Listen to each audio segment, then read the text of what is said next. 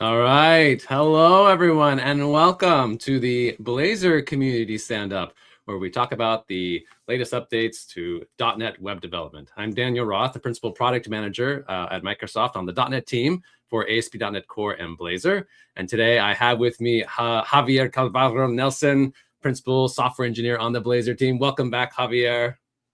Hello. This is a 2-for-1, I guess, this month, Javier. Like normally we do our Blazor community stand-up on the second Tuesday of every month amongst our other ASP.NET Core community stand-ups. But we had so much Blazor stuff, I guess, this month that we're going to do 2 of them this month. We have this one today where we're talking about Blazor integration with Aspire. And then we have our normal Blazor community stand-up also planned next week too. I don't know, maybe we might have some more. I have to still plan out the rest of the community stand-ups coming up. But it's pretty great. So for you Blazor fans out there, we've got some extra Blazor content for you. Today we'll be talking about using Blazor with Aspire. And now it's, I guess it's just Aspire, right? Like it used to be .NET Aspire, but I think Aspire is stretching its wings. It's going even beyond .NET scenarios and supporting polyglot scenarios, which is pretty interesting. Like, so if you have any Python developer friends or Java developer friends, like make sure you tell them about Aspire as well, because it is now for everyone, for all developers, not just .NET developers. But of course, we want to make sure Aspire is great for .NET, great for Blazor users. So today we're going to talk about some of the feedback and pain points that we have heard about when trying to use Blazor with Aspire, and the things that we're working on to try and address that and make those experiences better. Sound good? Before we do that, I just want to show something real quick announcement for folks that are with us today. Hopefully this only applies to people that are, maybe you've been working with ASP.NET Core for a good long time and you have some older apps kicking around. I want to give you a heads up that there's an old version of ASP.NET Core, ASP.NET Core 2.3. 2.3. Javier, you and I still remember 2.3. Like we were around back in those early days. But this was a version. We are that old. Yeah, the last version of ASP.NET Core that we supported, that it actually supported both .NET Framework and .NET Core. So you could run it on the old runtime or on the new runtime. And for a long time, we've said that, we're just going to keep supporting this old version of ASP.NET Core just on .NET Framework for folks that are trying to migrate, right? Like that want to move from .NET Framework on old ASP.NET. They could use this as a way to start using ASP.NET Core in their existing .NET Framework app, and then try to use that as a stepping stone in order to get to .NET Core, to the modern .NET platform, .NET 10, which is the latest .NET LTS version. We've supported this for a good long time. At this point, honestly, the distance between ASP.NET Core 2.3 and ASP.NET Core and .NET 10 is so big that I think the utility of doing this is kind of diminished over time, shall we say. I don't think I would honestly recommend to anyone moving to ASP.NET Core 2.3 at this point. So we are actually announcing today the end of support date for ASP.NET Core 2.3 for 1 year from today, so April 7th, 2027. So it's still supported for the next year, but after a year, the support will end. What does that mean? That means no more security fixes, no more updates that will be coming to the stack starting in 2027. So if you have any old apps that are running on .NET Framework and still using ASP.NET Core 2.3, we recommend that it's time to start planning to move off of it if you haven't already. Hopefully that was the goal anyway, but if you have some old apps that just got stuck on it, or you just forgot about, go check them, trying to get them upgraded. There is, of course, fortunately today, wonderful AI tooling to help out with this. We recommend checking out this GitHub Copilot app modernization tooling, which is tooling that was specifically targeted at these upgrade scenarios to help you move off of old .NET Framework apps onto the modern .NET stack. So AI can help. So check that out. Hopefully, there's not too many people that are in this boat, but if you're one of those people, it's time to start making a plan. Okay, so that's the announcement today. Just that end of support for the old ASP.NET Core 2.3 on the .NET Framework. All right, cool. All right, so back to today's topic. Let's talk about using Blazor with Aspire. So we've been working closely, of course, with the Aspire folks for a long time. I think the Aspire starter kit app is based on Blazor. It has a Blazor web app front end and a API, an ASP.NET Core API backend, and all those pieces. Aspire was really built with .NET scenarios in mind, but we do know that there are a variety of scenarios that are difficult today when you're using Blazor with Aspire that we've heard about on the Aspire repo, also in the ASP.NET Core repo that we want to address. And so we're doing work on this in the .NET 11 timeframe to address these pain points. So some of the pain points that we've heard about, but it's particularly with Blazor WebAssembly apps. Like if you have a Blazor WebAssembly app that's standalone, that's not server hosted, not a Blazor web app, not a Blazor server based, you're using interactive server side rendering. When you're really just running it's basically a static site, and you try to use that with Aspire, there are a bunch of friction points. You don't get a lot of the niceties that Aspire offers, like it's a client side application, so you don't the service defaults that we provide for server-based applications don't really apply in a lot of ways to a client app like that. You really need like service defaults that are specific to a Blazor WebAssembly app. Those service defaults should ideally set up a bunch of the Aspire features for a client-side app like this. Think about like service discovery, like how does the Blazor WebAssembly app discover backend API endpoints? How do you flow that service discovery information all the way down to the client? You need some sort of config mechanism to flow that data to the client. We don't really have that today. Telemetry is an obvious gap when you try to add your Blazor WebAssembly app to an Aspire orchestration, and then you look at the wonderful Aspire dashboard and try to see all your data. You don't actually get any data, any open telemetry data from your Blazor WebAssembly app today. That's an obvious gap. We've heard a lot of people that have stumbled on debugging, like where you try to debug the Blazor WebAssembly app. In Aspire, you often launch the application using the Aspire dashboard. Like you just click the link, right? You see all your resources, your web apps, your backend APIs, services, and any other like Azure resources you're using.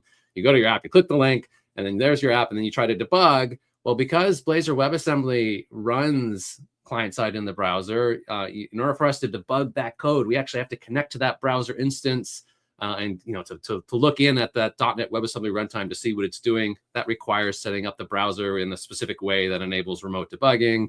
When you launch the Blazor WebAssembly app from the Aspire dashboard, you don't get that set up, and so debugging doesn't work, and people get confused. It'd be nice if we had a way to launch the app so that debugging actually works. But even beyond Blazor WebAssembly, there are scenarios that we think are interesting where we could leverage Aspire to make your app, more scalable, more idiomatic. Like when you're running a Blazor server app, you often also need to set up a bunch of things correctly to have it work right. Like you need to set up session affinity or sticky sessions so that if you need to reconnect from the client back to your circuit on the server, you go back to the same server instance where your circuit is currently living.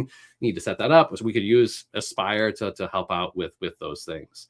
So these are a bunch of problems that we've heard about that Javier has been looking at deeply and working, thinking through solutions for these problems. And Javier, tell us about your thoughts on this space. Like, how do we make Blazor with Aspire amazing? Awesome. So ideally, I think our goal is to make Blazor and Aspire an amazing experience together.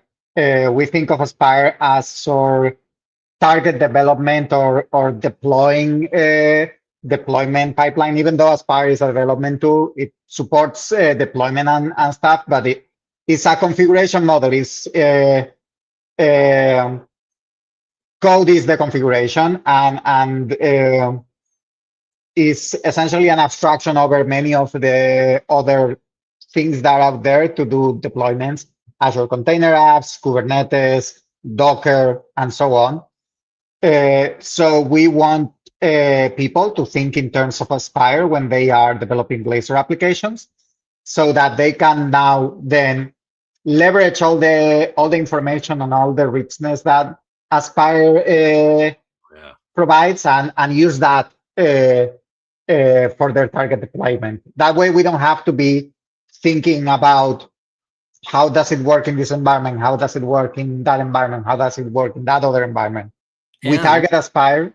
And I would say, and also having your agents be able to use that information. Like one of the things I love about using Aspire when I'm developing like Blazor apps locally is how like Aspire will give you like an MCP server, which can plug into and collect the logs, the traces, all the diagnostic information that's available in that Aspire orchestration, and make that information available to like GitHub Copilot, your local coding agent. So when you're like trying to figure out like, why is something not working, you just ask your agent and it can go looking through all that richness of information and figure things out for you. I think that is, it's almost magical. Like I love that part of using Aspire when I'm working with Blazor. Yeah.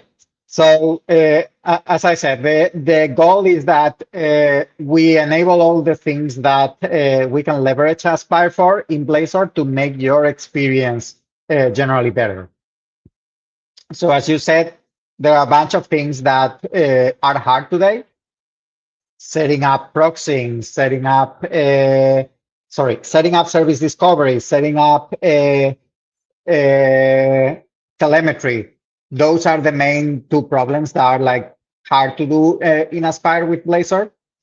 And what we've done is we've built an integration that makes this one gesture sort of a speak. A one gesture action. So let me show you a bit. All right, I'll pop in your screen for you so people can see what you're showing. There you go. So give me a second that I set up here. Let me quickly get this down. So I don't want to steal the beans. Okay, so I have an app that I have running already. And it's a standalone Blazor WebAssembly app. And we have now this gateway thing, which is a new component that we've created specifically for allowing you to integrate standalone Blazor WebAssembly applications with Aspire. If you look at the things that we've mentioned, you can have a standalone Blazor WebAssembly app and you can run it during development. But then it comes a time where you want to deploy the WebAssembly app and you need a server host. Yeah. And there are multiple options. You can go to IIS, you can go to Nginx, you can Nginx, you can go to any other server that is out there. You can use YARP to deploy and share static files. But if you do those things, you don't get all the benefits of all the things that we do in Blazor when your app is hosted to serve the app efficiently. You don't get compression. You don't get fingerprinting.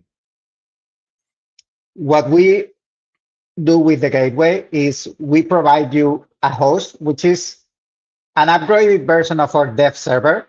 So our dev server is still there, but we are gonna retire it from the default template in favor of the gateway. And the gateway provides an additional set of functionalities on top of the dev server. It allows you to flow configuration to a WebAssembly app in a way that is configurable. It allows you to serve compressed assets and things like that from the static web assets pipeline. It allows you to consume the fingerprinted endpoints and the fingerprinted files.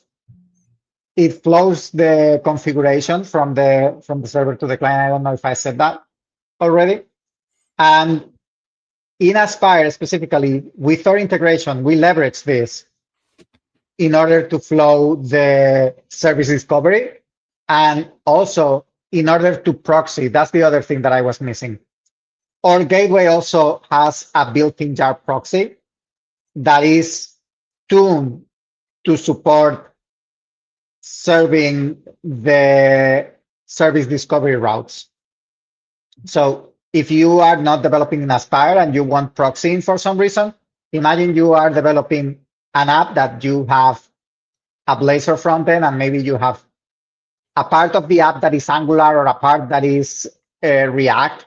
You can put the proxy on top of it. You can configure it. And that way you can develop as if everything is in the same domain or same origin, same as you would end up deploying. So that avoids you having to worry about cores and things like that during development. No one wants to have to worry about CORS. So putting everything on the same origin is certainly the desired setup. So you mentioned exactly.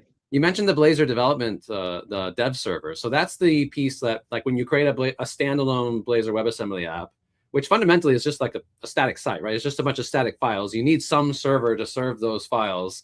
We give you a component for local development, basically a little ASP.NET Core server that knows how to host those files, and it sets up everything right so that those files are served appropriately from a server so that you can then browse to it during development. It sounds like, so this Blazor gateway, this gateway piece is a component that does that, but then we'll also handle that use case for production. Like when you actually want to go then deploy the application, it will give you all the niceties of a properly configured server for hosting a standalone Blazor WebAssembly app that can be used in production scenarios. The current dev server is only meant for local development. It's not a production component, correct? Exactly. And our dev server historically has accumulated a bunch of dev-only specific behaviors that we've worked hard over a few releases to like take away and relayer on the right places. And this is what allows us to have now this clean gateway that is a specialized host for Blazor with its own proxy so that you can configure it for many more scenarios. It's much more flexible than the dev server. And it's also something that you can take straight to production, so to speak. We don't know exactly how that will look like yet. The current Aspire integration actually does something very clever.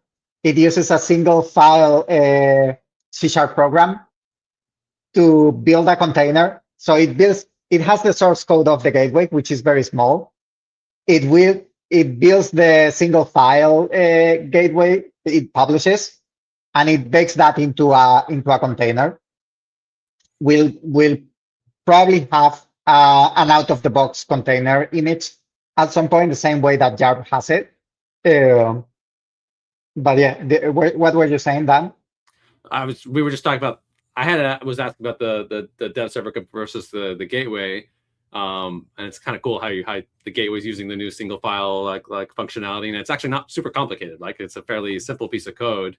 Do you expect that then that gateway replaces the local dev server, like that you would be using the gateway also during local development? Yeah, so I created a package in ASP.NET that is Microsoft ASP.NET Core Components.gateway.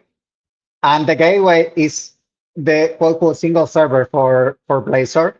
So if you wanted to, for example, test behaviors where you spin up multiple instances of a Blazor server app in different ports, and you want to put a load balancer in front of it to test session stickiness and things like that, it's already, or like doing a rolling deployment or something like that, it's already there so that you can do these types of things during development. That's cool. So that you can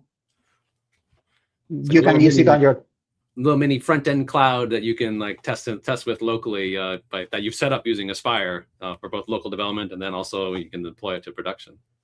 Exactly, and that's also the big benefit of using the gateway and having Aspire baked into it, is that if you have to configure session stickiness, you have to go to every deployment that you are planning to do to deploy and do something different. Setting up session affinity is different in Engine and in Nginx, that is on IIS, that is on Kestrel for that matter, that is on any other thing. Or different clouds. Yeah. Exactly, different clouds and so on. Even in our own clouds, we've in many cases not done things right. And we have enabled this feature by default when you deploy it, and a few versions later, like something changed and we broke the feature. So this is a way that we have more control and you have more control, in the sense that if you put the gateway and you make that your front end, you essentially have YARP with extras. So those extras are what I said, is the session affinity, so that you don't have to worry about that. If you deploy and you point the traffic to the gateway will do the right thing. If in the future we want to do smarter things like allowing you to shut down a node and stopping the traffic to that node and doing all those things in one gesture without you having to orchestrate that workflow across multiple components, as you would need to do, for example, if you were using Kubernetes or if you were using something else, it would allow us to do things like pause and resume for stopping up an instance of your app, persisting all the state from the live clients into the browser, having them connect to another instance and then restoring the state so that you can cleanly shut down a server instance if you need to do a reboot, if you need to do an update, things that are problematic today or are more challenging today with Blazor Server. We have a couple of questions I'll just bring on real quick. I think these are quick ones. Someone was asking about using this gateway with Azure Static Web Apps. I think that the gateway really is largely serving the role of hosting the static website, which is what Azure Static Web Apps does. So the gateway would be useful, like if you're deploying to like Azure Container Apps, the gateway would provide a container node within that app that handles the static web app hosting. So it's they're kind of alternative solutions to a similar problem there. You can deploy Blazor web apps, Blazor WebAssembly apps to Azure Static Web Apps, and that does work. It's a static site hosting solution. But this is a way that you have sort of a generic solution that can be hosted anywhere. Like anywhere you can host a container, you'll be able to use this gateway in order to host your Blazor WebAssembly app. Anything you want to add? Exactly. Yeah. And you have the keys to your kingdom, sort of speak. You have the reins of your own destiny. Like you don't have to worry about, I need to go and configure session affinity. I need to configure this. I need to configure that. My app is not working because I have set up something during development that is not exactly the same during production, and so on. You have more certainty that there are going to be less deltas between your development and your production environment. And that should give you more confidence in the fact that like you are deploying something that is closer to production. So oh, sorry. Yeah, go.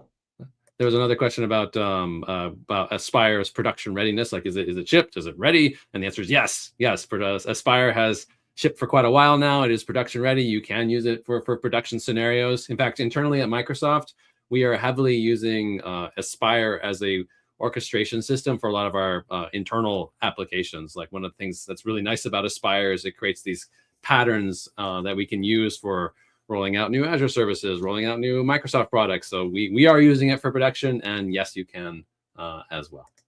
Okay, cool. Go ahead, Javier. Awesome. So with that, let me show you a few demos of the things that the new integration that we've built enables. So let me really quickly go to structure logs. And if you see here on structure logs, I have like several tabs that I open. And the telemetry shows here for all the things that the app is doing. Is showing like for each individual session is showing a different color and so on. All the structure logs. In this case, I'm not doing any particular logging other than what HTTP client is doing. Then if I go to traces, I can see also the same thing. So I can see things like navigations, I can see on click, I can see when I go to the weather forecast, there should be here, I don't know why it's not showing. Oh, it's here. So you can see HTTP requests. In this case, for example, the trace is we are sending the HTTP request to get the weather forecast. And then that is sending a request to the gateway, which is proxying it to the weather forecast. So this is an interesting design decision because there were two ways of doing this. We could have given the WebAssembly client the URL to talk to the weather forecast directly. and that would have saved you technically one hop. But the moment we do that, you now enter in this like reign of hell that is course. So your weather forecast app would have to deal with course and everything, and uh, all your APIs would have to be course enabled, and you would have to do cross origins requests for all these things, and it's just more complicated. So by default, we don't do it. We set up a proxy for you, and the parent that we follow, if you can see, is we have this app. So app is the actual folder where we are serving the app. So if I go here, this is not being served from the root, it's being served from a subfolder. In this configuration, the gateway is there if you want to have like multiple standalone Blazor WebAssembly apps. So the parent is the app name, and this is the Aspire app name, underscore API, and then the other API that you are targeting. And whatever you send that way, we send to the underlying API. We proxy to the underlying API, and this is exactly what is happening here. And how does it know which APIs to proxy? Like does it proxy them all? Does it proxy specific ones? Like what does that look like? I'll get to that in a moment because I want to show before that also the other thing, which is metrics. So we've been doing stuff, and you can see here like there are no active requests. There are like, this is the duration of some of the requests that we've sent. You can see some Blazor specific metrics. I think it's too much time has passed that they don't show up here.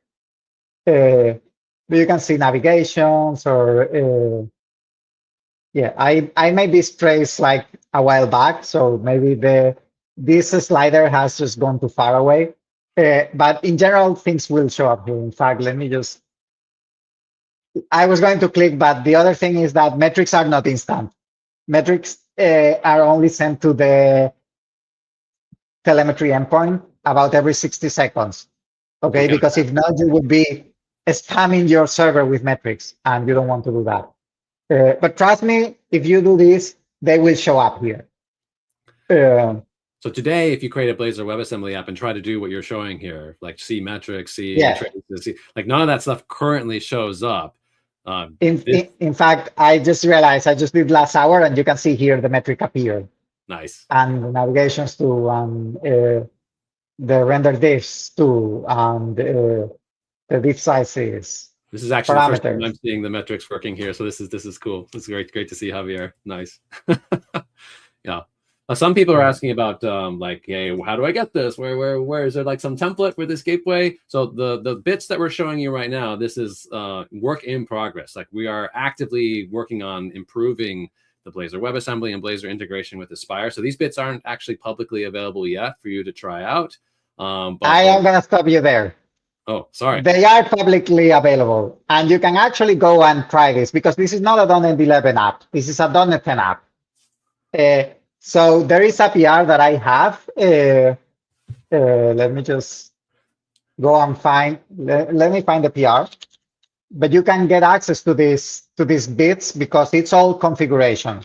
We are working on making it nicer, but the underlying pattern is something that you can definitely just set up yourself. You can do it yourself. Yes. So I'm trying to find the PR, which is here. But it is, so just to what I was saying before, it is a work in progress. Like the actual like, full user experience is something that we're working on shipping and providing.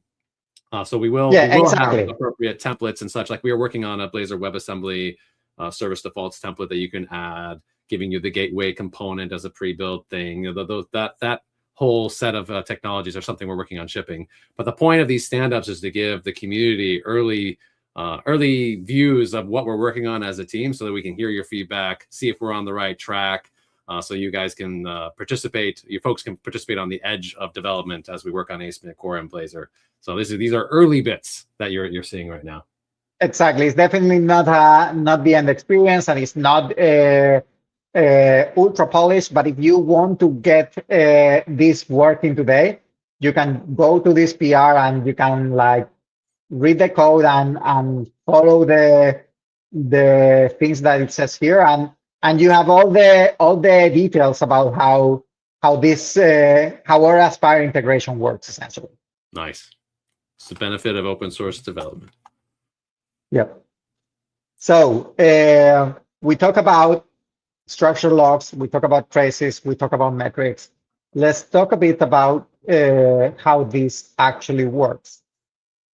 If I go here, this is the Aspire configuration that, or the Aspire integration that we created. So you have your builder, you have your weather API. Then we have this new Blazor WebAssembly project or Blazor WASM project. And here we set up the reference for the weather API. And then our new gateway is behind this Blazor gateway integration. You can configure the endpoints for the gateway, and then you configure telemetry for it. And then you say, hey, here's a client Blazor app that I want. Here's a client app that I want you to serve. And you can see here that there is this like app, which is the name for the Blazor app. And this is the default for serving the app under that app prefix. All this stuff is overridable, I believe. I don't remember because I don't remember exactly because I wrote this code 2 weeks ago or more. And since everybody is using LLMs right now, I write way more code. So I don't remember the exact details of all the extensibility options. But you can configure the prefix, you can configure the services that get proxied, you can configure the things that don't get proxied, and you have full control over the things that you can do here. So it's because that client, so you have your gateway, which is hosting the Blazor WebAssembly client, and then the Blazor client is referencing the web API, and is that what flows to set up the proxying? That's what tells the gateway like, hey, this is an endpoint you should actually make available as a public endpoint. Exactly, and we do it in a way where we only make the weather API available to the Blazor API, and we only make the gateway. If we had a second app and it had a different API reference, we only make that other API reference available to that other app. Available in what sense? Like through service discovery, or like even as through service discovery. Yeah. But like it's a public endpoint, right? Like if someone found it is a public endpoint. It's not a security measure or anything like that. It's just reflecting that each app gets the scope configuration for the things that it sets up. Makes sense. So that is the standalone scenario, but there's another scenario in which you already have an ASP.NET Core host. And this is Blazor with Aspire hosted. And the code is very similar. It's just slightly different. So in here, you don't see the gateway. And the reason you don't see the gateway is because you already have a Blazor host. So we use that. So in your Blazor host, we now have this proxy service and this proxy telemetry. And these are the helpers that tell Aspire, configure the environment to enable service discovery and to proxy this information to the client. And if we go to the server, this actually shows what the gateway does, because the gateway does the same thing that your server app will do. And that's by definition, sort of speak, by design. We want the gateway to do the same thing as the server app. So now static assets, and then there is an add default endpoints here. So well, you can see the add reverse proxy here for YARP, and this is literally what the gateway does to configure YARP. You see map reverse proxy here, and there is this map default endpoints. And map default endpoints is in this service defaults, I think. And this is the standard Aspire pattern. Let me see map default endpoints here. Yeah, so we map the health checks. And we have this additional configuration endpoint, which we set up in this client config endpoint path and config response.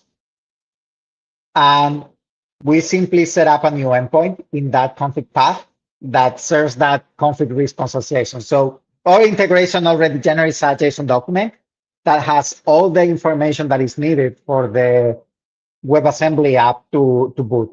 And this is the exact same thing that happens on a standalone app using the gateway. Now, there is a different thing. There is a small difference here, which is in the future, in .NET 11, we will not have this endpoint because we will automatically flow this configuration embedded directly within the document so that your app doesn't have to do an extra jump. The way the configuration works in Aspire today, or how the client picks this configuration app, is there is this JS initializer here that when the app builds, issues an HTTP request to get the configuration, and then goes ahead and configures all the environment variables in the WebAssembly process. And since we have configured WebAssembly, the WebAssembly host to use environment variables for configuration, then all the service discovery and everything is already in the configuration, and HTTP client factory and other elements of the pipeline pick it up automatically, same as they would in server. I remember the first time I saw this and I was like, what? Environment variables? Because this is a JavaScript initializer that's being loaded on the client, like in the browser, and then setting up environment variables. Like, what does an environment variable even mean, like in a browser app? But there is sort of a mocked notion of an environment variable, I guess. Is that right? Like, yes, it's exactly that. .NET running on WebAssembly is nothing less than an executable as if you were running on a regular machine, so to speak. It has a sandbox, but the concepts exist. And there are two things that you can do with the concepts that are not native to the platform. You can throw an exception and say, hey, I don't support this, which happens for many APIs. Or you can say, well, there's actually a way in which I can simulate this. And it's useful to simulate this because imagine how many libraries would not work if the actual hosting WebAssembly didn't support reading an environment variable. Yeah. And I think there's even things for like simulating a file system and stuff. There's all sorts of yes. things that get emulated on the WebAssembly side to make like patterns like this work. Okay, so that was a lot though. Like let's step back a bit. Let me make sure everyone followed all of that. So on the server, we showed two cases. You showed the gateway case and then a ASP.NET Core hosted Blazor WebAssembly app case. And you were showing how the code for how you set things up on the server, whether it's the gateway or the server, it's the same. Like you're setting up static web assets, you're setting up this configuration endpoint to flow config data from the server to the client. Like, for example, the service discovery data, like where is the API endpoint that is currently being proxied for you from the backend? How does the client call that API endpoint? Service discovery config data would allow the client to figure that out. But how do you flow the config data? The answer is we're setting up this config endpoint for you. And it sounds like in the future that might even get more integrated into the stack. And then in order to pick up that config data, I think you're saying that we provide a piece of JavaScript set up as a JavaScript initializer, which is like a piece of JavaScript that just automatically gets loaded by Blazor, right? Like on startup. And that initializer is then grabbing the config data and setting it up as environment variables, as emulated environment variables in the browser. And then when the .NET WebAssembly runtime boots up, it sees those emulated environment variables, makes them available as config data to the client, and then the normal configuration system, like Microsoft Extensions configuration, the iConfiguration stuff, kicks in, reads the environment variables, and now you've got your service discovery endpoints. You know where to make an API call. Is that right? Did I get it end to end? Exactly. And Easy peasy, right? Like, no. exactly. And as I said, in 11, we are actually providing an out-of-the-box way of flowing browser configuration from the server to the client. Yeah. And it's not limited to WebAssembly. So it allows you to configure things like if you want SSR on enhanced nav and things like that when the app starts. Okay. So yeah, if you need to, for example, disable enhanced navigation today, you have to go manually boot Blazor instead of just having the script in the page. You need to tell it to not start, and then you need to have an extra script that says Blazor.start and provide the options. There are some options that we cannot give you values for, but or options for, because they are callbacks and things like that that don't make sense in JavaScript. That cannot be serialized. But for things like the login level, the server signaler settings, the few of them that like you can control on the options, the enhanced nav, the WebAssembly settings, you can do that. You can send those things to the client now, whether or not you're using Aspire. It's a more general purpose feature to allow you to do things that were kind of like cumbersome to achieve in a much simpler way, and that also enables powering Aspire in the process. Okay, we've got a bunch of questions in the chat. Should we take some questions, or do you want to? Do you have more you want to show first? We can do questions. Okay, let's do some questions here. So from Robson, in case of replicas on the API side, does the gateway handle all of them? And what about SignalR? Any thoughts on that? Yes. So the role of the gateway is essentially to be your front end. I haven't shown it here, but with a bit of YARP configuration, you say, for example, here's my Blazor server app with replicas, and then we will have something like add Blazor server app in the gateway project, and that will automatically make sure that we configure the URL of the gateway either on the root or either on a path that you specify to serve your Blazor app, so that it load balances all the connections across the different instances. Okay. All right. And then someone was asking about containers versus, I think it's basically versus app service. So traces are valuable, but deploying to a container, I'm using app service for API and standalone WASM. So I guess this one amounts to like, what's Aspire's support for deploying to Azure App Service versus like an Azure Container App style environment. I mean, App Service does also support containers, and I think they have. I honestly don't remember. I know they had gotten this request a number of times, and I thought they had actually worked on it. I don't remember if it's actually shipped. So we'll have to check with the Aspire folks what their App Service story is to see if that's something they already have support for or not. But conceptually, all the deployment information should be available from the app host, so you could roll it yourself. But whether it's a first cast scenario, I don't actually remember. Javier, do you know? Do you remember what Aspire has done for App Service? I don't remember, but I definitely tell you that it's super easy with Aspire to say Aspire publish, and it will generate a manifest that then you can do deploy and other stuff. Do your own thing.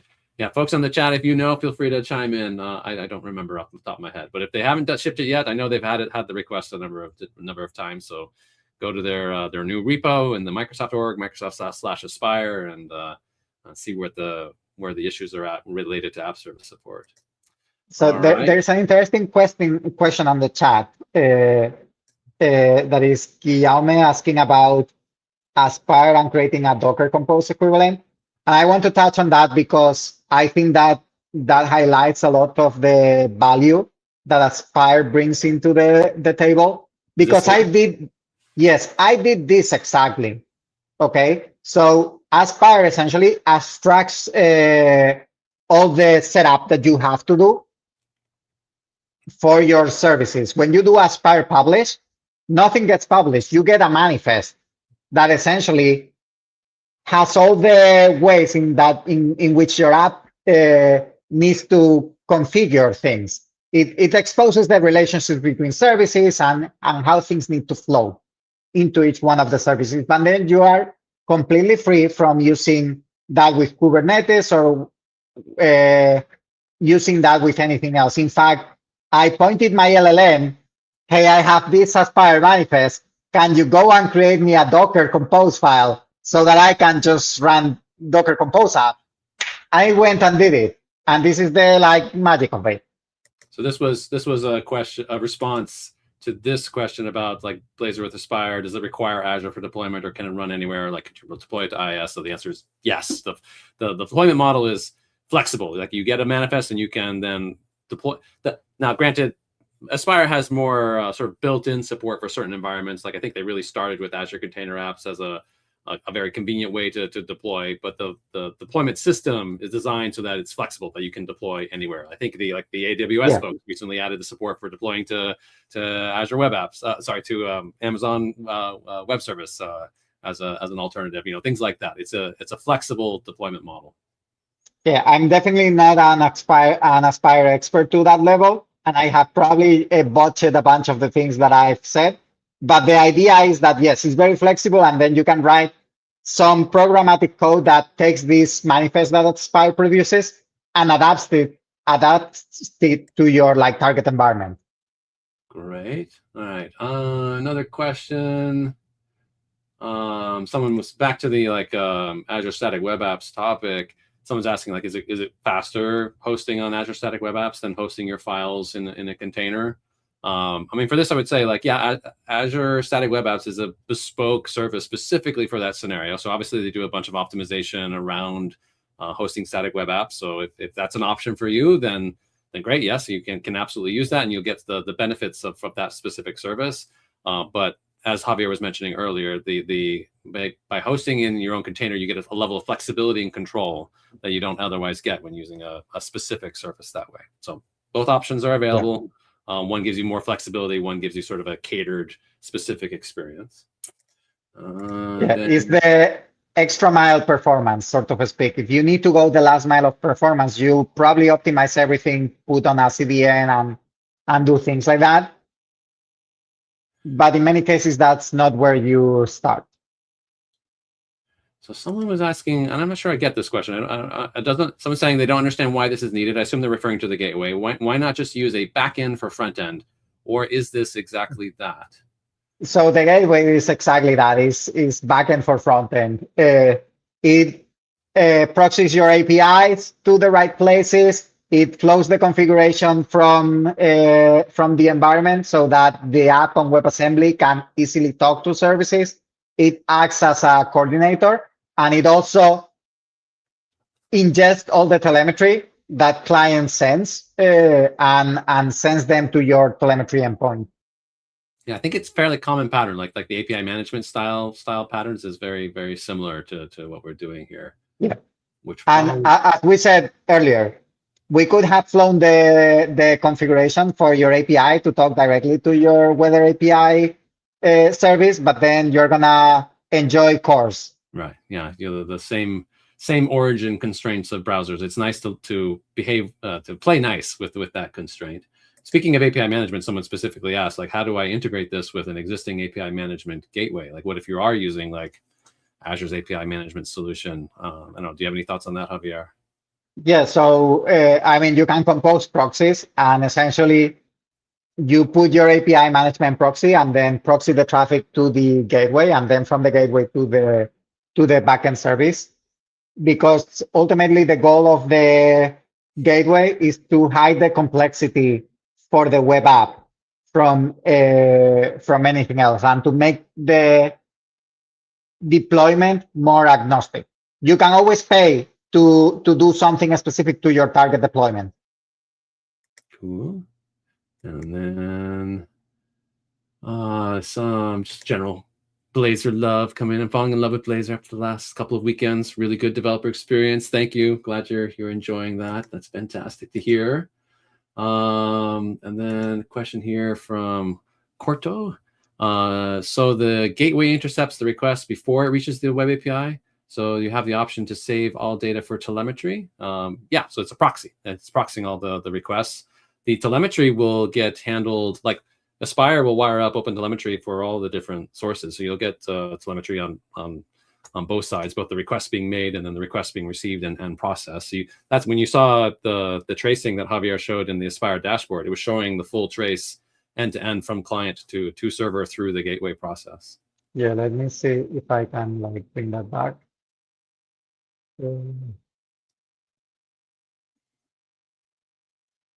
Let's say if I go here, I'm sure there is a trace for this. Yeah, this one. So yeah, you see the navigation, and then you see the HTTP client here. If you click, you see the request. This is essentially what gets sent to the telemetry. And obviously there is the URL. You're not gonna get the body, I think. You should probably also not save the body in your telemetry unless you are very rich. If you have a lot of dollars to burn, then yes, save everything. Yeah. All right, cool. All right, I think that is the last question there. And then we are getting close to the end of time. I guess the final question I'll ask on behalf of our viewers, Javier, is when will this like ship? Like when are we targeting to actually have this be available in a first class way? So obviously we would say .NET 11 is the milestone, but the integration is already out on PR, as you've seen in the Aspire repo. So we are going through the motions of getting that merged, and that would flow into the regular Aspire release vehicles. Yeah. And they don't rely. So I mean, this is .NET 11 timeframe. The things that we are pushing into Aspire for like specific Blazor integrations, Aspire ships on an independent schedule from the .NET platform. So I think they just shipped 13.2 and updates to 13.2. So this can roll into the next Aspire release, and they ship fairly frequently. Unlike the platform, which moves a little slower, so that you have a more stable foundation that you're building on. So in the .NET 11 is November of this year, end of this year is when we will ship the platform updates, but the pieces that are Aspire specific, that are shipping in Aspire will likely ship sooner than that, and not even necessarily have an 11 dependency. Is that correct? Yeah, in fact, the app that you saw is a .NET 10 app. Everything is already there. You just need to know how to put it together. And then there's also templates like the service defaults templates. Will those would ship in would those potentially ship in the SDK or would they? Yeah, so the service default templates, I don't know if they will ship on the SDK or if we will make them ship out of band to make them available sooner. Those are things that we need to decide. But all these things are essentially glue code. It's as I said. Everything is there. Everything works. It's a matter of knowing how to put things together and how to get things wired up in the way that they compose the most, so that you don't end up with like 5,000 lines of code in your app. Fantastic. Okay. Well, thank you very much for coming and showing us the latest Blazor integration for Aspire. It looks great. I know I'm super excited to be able to have this experience for my own Blazor development. If you haven't tried out Aspire yet, folks, like I strongly recommend you give it a shot. Like Aspire is just so nice. Like it gives you such a fantastic local development experience. Really helps with telemetry and observability, and then deployment. Very flexible deployment model. Definitely give it a shot. And I think that's what we had for today. Thank you everyone for watching, and we will, I guess, see you next time. Thanks, Javier. Awesome. Thank you. Bye-bye.